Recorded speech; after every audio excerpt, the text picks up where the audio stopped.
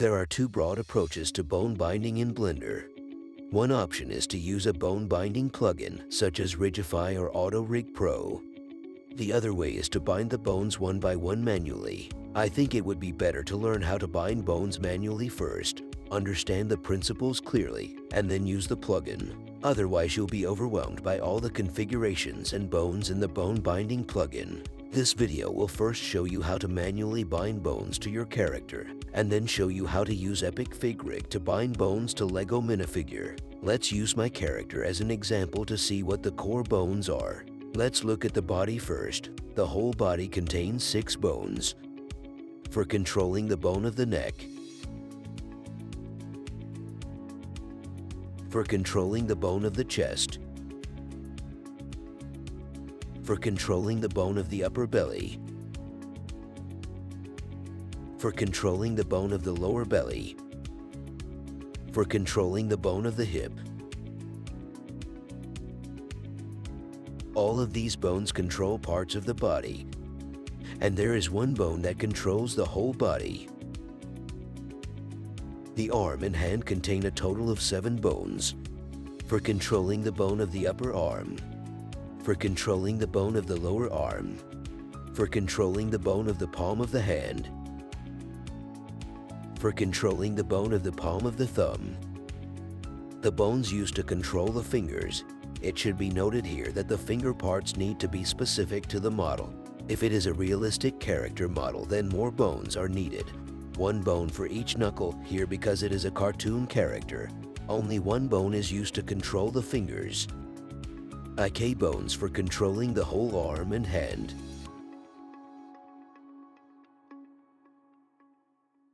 For controlling the bone of the elbow. Let's look at the legs and feet. 1 leg and 1 foot contain a total of 5 bones. For controlling the bone of the thigh. For controlling the bone of the lower leg. For controlling the bone of the knee. For controlling the bone of the foot.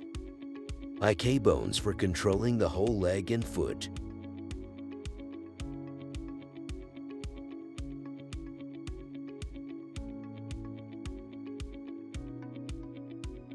And then look at the head.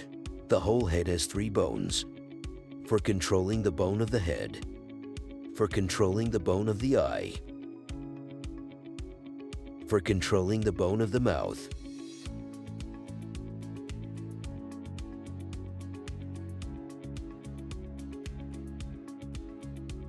Finally, there is a root bone to control the whole skeleton.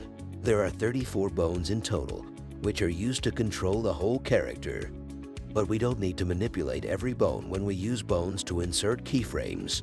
In my character, for example, only the red bones are the key bones. There are 7 in total, and most of the character's movements can be accomplished through these 7 bones. This involves knowledge of the IK bones, which is also covered later in the video.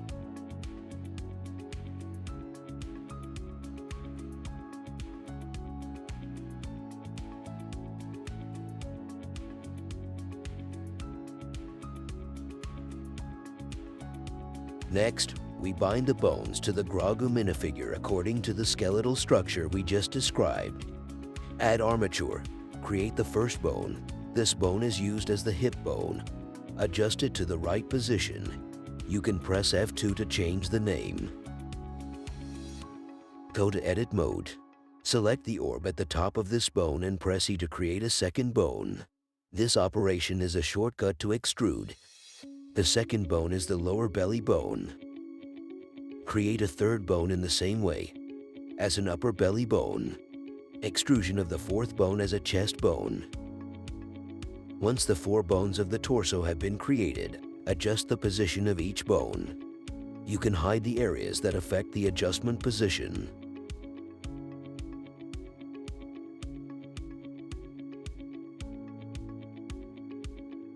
Since the Grogu is very short, we ignore the neck here and just extrude the head bone.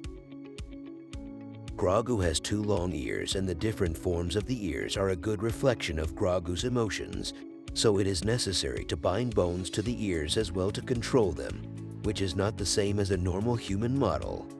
Switch to object mode and place the 3D cursor on the root of the ear. Then select the skeleton, switch to edit mode and press Shift plus A to add the bone at the location of the 3D cursor. Here's a little tip to quickly adjust the position of your bones. Select Grogu's head and switch to edit mode. Switching to vertex mode. Select the apex of the ear vertex. Press Shift plus S and select cursor to selected, which means move the 3D cursor to the selected vertex. Switch to object mode. Select the skeleton, then switch to edit mode. Select the orb on top of the newly added ear bone. Press Shift plus S and select selection to cursor, means to move the selected item to the position of the 3D cursor. As you can see, the bone used to control the ear is quickly adjusted to the right position. Use the same method to add another bone to control the ear, with 2 bones. Next, continue to add the bones of the left arm in the same way, the upper arm and the lower arm.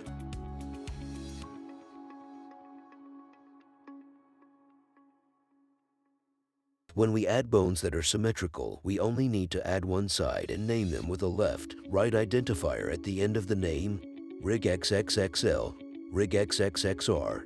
Blender can then automatically add the other side for us, as you can see in the video later on. Start adding the bones of the hand. As it is a Lego minifigure, it is understood that a hand is made up of a palm bone and 2 finger bones so that the hand can be controlled to open and close.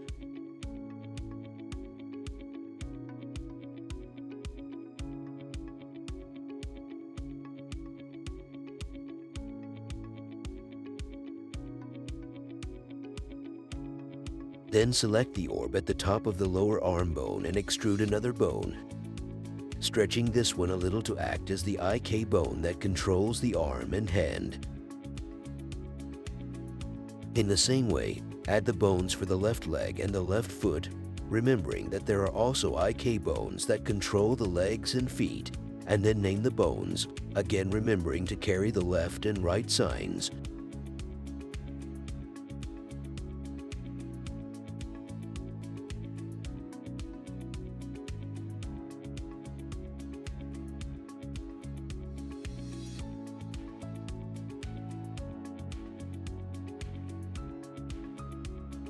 Select the orb at the end of the lower left arm bone and position the 3D cursor there. Then Shift plus A to add a bone, pulling it a little further away to act as a control bone for the elbow. Add the bones that control the knee in the same way. The same principle is used to add the bones that control the eyes and mouth. So far, the left half of Grogu's core bones has been created. That's it for today. Next time I'll show you how to add constraints to the bones, how to paint the weights and generate the right half of the bones. So stay tuned.